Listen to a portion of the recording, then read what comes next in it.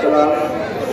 आज विनीत भाई का बर्थडे, तो मेरे को इधर बुलाया, इधर बुला के मेरे को बहुत सम्मान दिया और प्यार दिया आप सभी लोगों ने।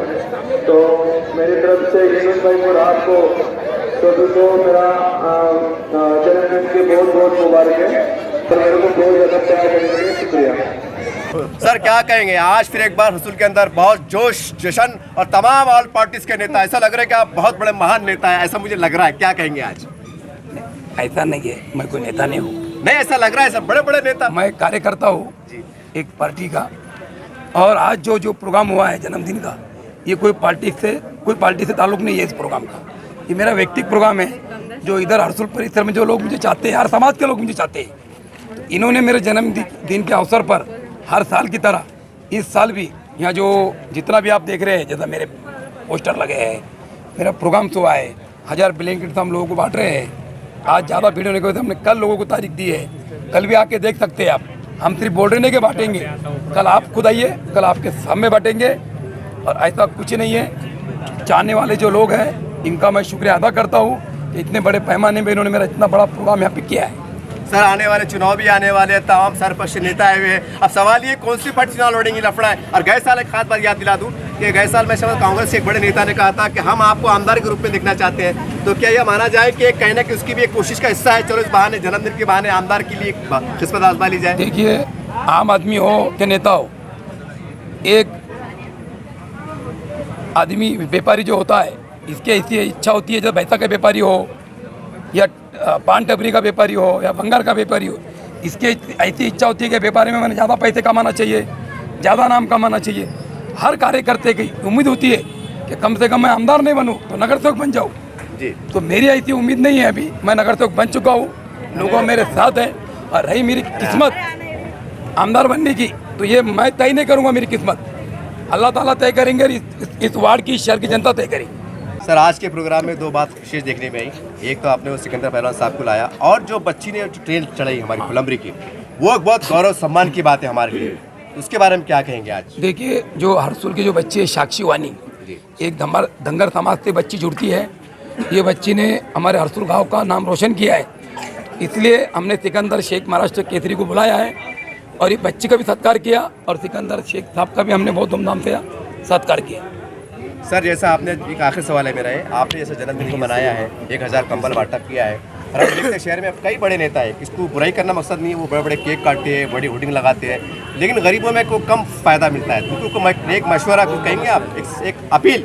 देखिए, हर आदमी अपना जन्मदिन बनाना इसका व्यक्तिगत अधिकार है। मैं जो कर रहा हूँ ये मेरा व्यक्तिगत अधिकार है, मेरा निर्णय है। मैंने जो निर्णय लिया कंबल बांटने का, तो ये जनता में अल्लाह ताला फरमाते हैं कि भाई किसी को मदद करना है तो दूसरे हाथ को भी मालूम नहीं होना चाहिए। एक हाथ से देंगे तो दूसरे हाथ से भी मालूम नहीं, दूसरे हाथ को मालूम नहीं होना चाहिए। लेकिन एक हदीस में ये भी आता है, अगर तुम किसी को बता के देते हैं कोई चीज़, तो दूसरा अगर नहीं देना चाहता है तो ये मेरे को देखते हुए इबरत हासिल करता है और ये देने की कोशिश करता है। तो मैं ये चाहता हूँ जो मैंने दिया हो मेरे जन्मदिन के मौके पर 1000 ब्लैंकेट बांट रहा हूँ, तमाम शहर के कार्यकर्ताओं ने, नेता ने, समाज सेवक ने ये काम में हिस्सा लेना चाहिए, लोगों की मदद करना चाहिए। अस्सलाम वालेकुम। गुज़िश्ता कुछ सालों से सर्दियों के मौसम में हम ब्लैंकेट तकसीम करने का काम कर रहे हैं। आज भी ब्लैंकेट तकसीम करने का प्रोग्राम ही रखा गया था, लेकिन वक्त ज़्यादा होने की वजह देर ज़्यादा हो गई और ब्लैंकेट तकसीम करने के लिए टाइम की कमी होने की वजह से कल सुबह 10 बजे 1000 ज़रूरतमंद मर्दों ख़वातीन में ब्लैंकेट तकसीम किए जाएंगे इंशाअल्लाह ताला।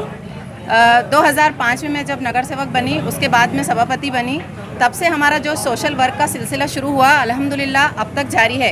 लॉकडाउन और कर्फ्यू के दौरान भी हमने काफ़ी काम करने की कोशिश किए हैं और इंशाअल्लाह मुस्तक़बिल में भी हम इसी तरह से काम करने की कोशिश करते रहेंगे। आज महाराष्ट्र केसरी सिकंदर शेख सोलापुर से ख़ास हमारे इस प्रोग्राम के लिए यहाँ पर आए और अपना कीमती वक्त हमें देकर उन्होंने हमारे इस प्रोग्राम की रौनक बढ़ाई, इसलिए मैं उनका तहे दिल से शुक्रिया अदा करती हूँ। वो तो चले गए हैं, लेकिन आपके मीडिया के माध्यम से मैं उनका बहुत शुक्रिया अदा करती हूँ और दुआ करती हूँ कि उन्हें हिंद केसरी भी मिल जाए इंशाल्लाह। और इस मौके पर मैं ये मैसेज देना चाहूँगी अपने नौजवान भाइयों को कि खेलों में दिलचस्पी लें, जो भी स्पोर्ट्स आपको पसंद है उसमें आप पार्टिसिपेट करें, जिसकी वजह से नशे की जो बुरी लत है उससे हम बच जाते हैं। खेलों के ज़रिए उससे बचा जा सकता है, नशे की लत से, बुरी आदतों से, और फिज़िकल फिटनेस भी मेंटेन रहता है। उसके अलावा जो है तो दूसरी बात यह है कि सिर्फ अदर जो पेशे हैं, डॉक्टर, टीचर, इंजीनियर, वकील, सिर्फ ये पेशों के ज़रिए ही नाम नहीं कमाया जा सकता, बल्कि स्पोर्ट्स के ज़रिए भी हम इज़्ज़त, शोहरत, दौलत और नाम कमा सकते हैं। उसकी ताज़ा मिसाल हमारे सामने सिकंदर शेख की है। तो मैं ये कहूँगी कि एजुकेशन के साथ साथ स्पोर्ट्स में और अदर एक्टिविटीज़ में भी पार्टिसिपेट करें। और आज हमारे पटेल की पैदाइश का दिन है, तो इस मौके पर मैं यही दुआ करूँगी उनके लिए कि उन्होंने उनकी ज़िंदगी में जो जो भी नेक काम किए हैं, अल्लाह ताला उसके बदले में उन्हें अल्लाह की रज़ा वाली ज़िंदगी अता करे, आमीन।